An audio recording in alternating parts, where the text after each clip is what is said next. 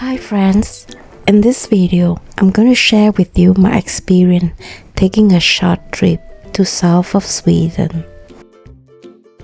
Recently, Sweden were experiencing a SAS pilot strike. Thousands of flights has been cancelled, and we felt the impact while traveling on the plane. Most of the staff are from overseas. The airport Arlanda was in chaos. Many passengers were very unhappy with the situation. We nearly missed our train because of the poor signage at the airport. To be honest, it was really nerve-breaking. After 3 years of pandemic, it felt so strange being able to travel again. I felt really stressful while we were at the airport, as we were not used to meeting up with so many people. We are heading to Falköping, south of Sweden, by the regional train. The last time we traveled was in the night. This time we travel in the day, and it's really nice to be able to see the view throughout the journey. Do you notice there's a lot of historical building in Sweden? If you travel by car, you probably miss all the train stations. For me, I thought they were quite fascinating to look at. Look, someone is feeling restless. It's good that he still has the sense of humor even though he was quite tired. On the other hand, I was just busy enjoying the view.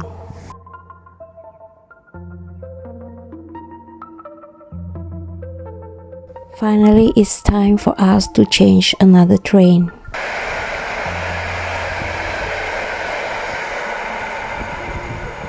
By the way, I've forgotten to tell you that this is a half work and half leisure trip.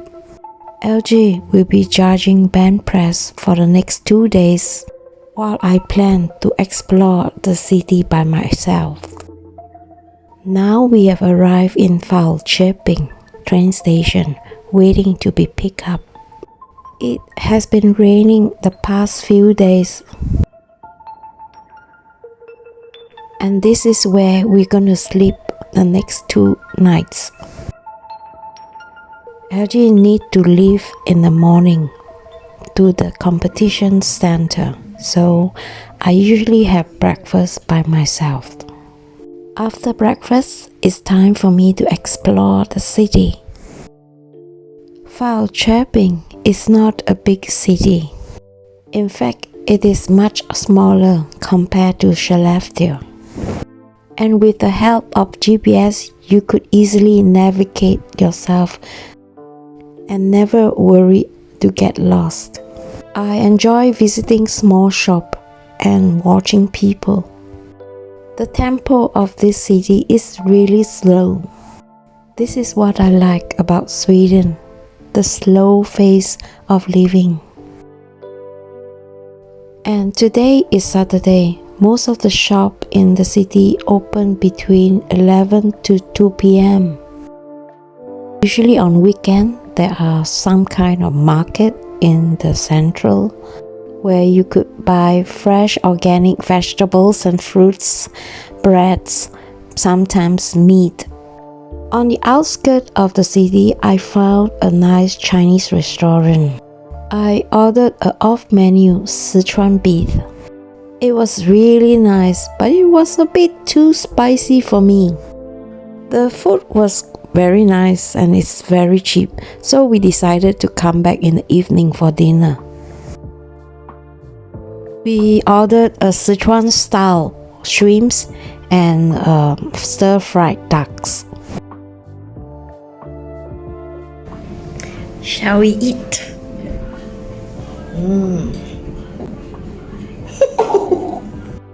After dinner, we went for a little walk around the city area and we saw this church There were thousands of candlelight lit in front of the church. This is a tribute for those who took their lives. By the way, do you know that Sweden is a country where we have most suicide? The next morning, I continued to explore the city. This time, I visit a museum. In this museum, you can see the Sweden's oldest dog and a raspberry girl. They've been sacrificed for God in the olden time. This is the skeleton of the oldest dog in Sweden. In the olden time, animals and human beings are being sacrificed. I believe this is the raspberry girl who was also being sacrificed, and these are her remaining. It's amazing how they could reconstruct her skull, so we could see how she actually looked like. I was all by myself in the museum, and it felt quite eerie.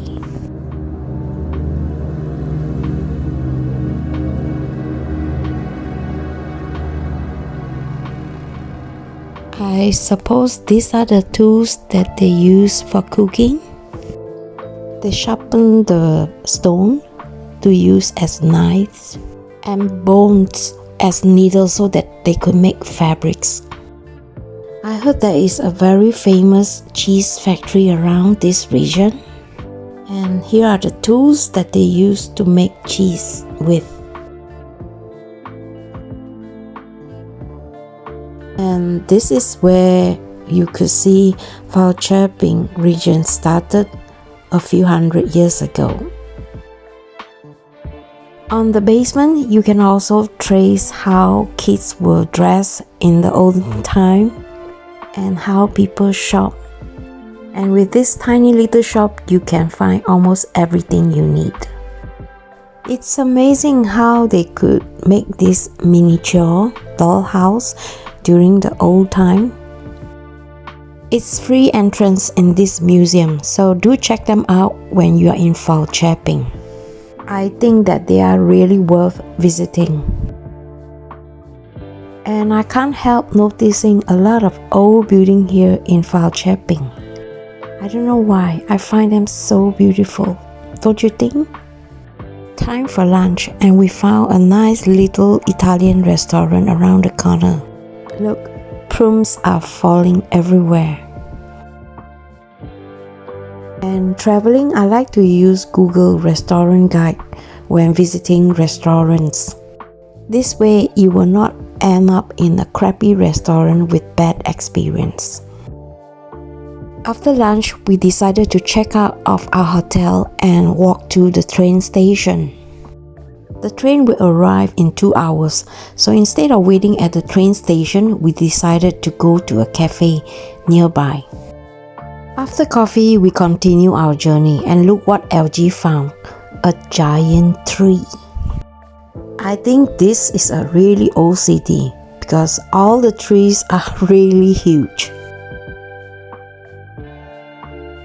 Now we are on our way to LG's hometown, Lidköping. We will be visiting LG's relatives for the next 2 days and let them spoil us lots. And I wonder what the Singapore government will do for vandalism on train. And tonight we'll be sleeping at LG's cousin's place. I love this couple. They are really loving and welcoming. And I get to taste their plums from the garden. Even though they are not completely ripe, but they are very sweet.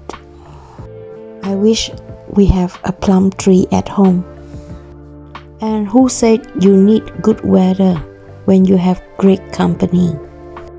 We really enjoy our time with Anders and Monica. I miss the silence of the countryside. So is the peaceful surrounding.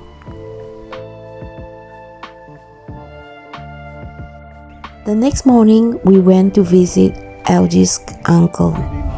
He's such a sweet old man. Every time he gave me a hug, he hugged me very tightly. And that is what I notice here, people in this family. They like to hug people very hard. And that's their way to show that how much they like you. Unfortunately, it was a short visit. We had lunch at their summer house and head back to Monica and Anders after that. The next morning, it's time for us to go back to Skellefteå. This time, we travel back home with Anders and Monica in their car.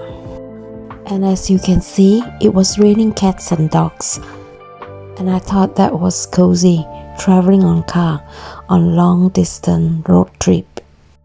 When traveling with car, you will see more of the country.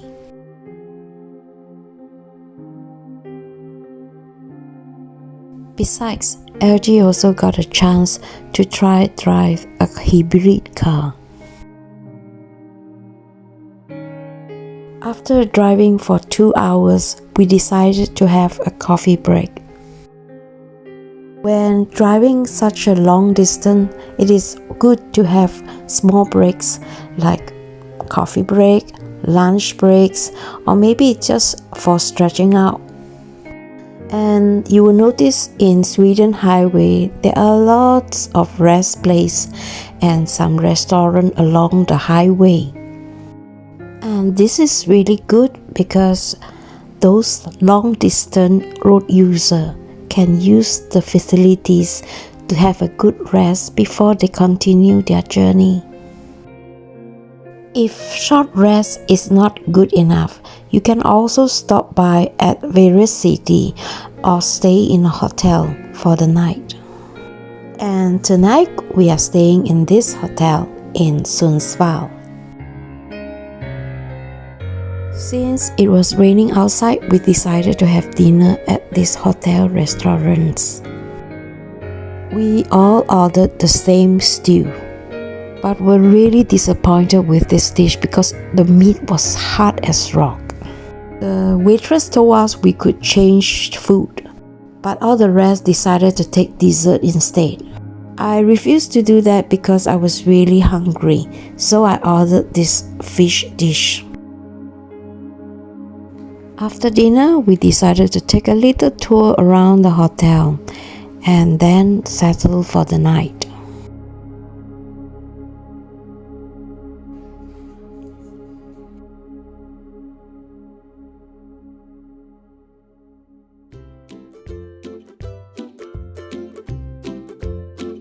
After breakfast, heading back to the car has become lighter and lighter because I was really looking forward to go back home.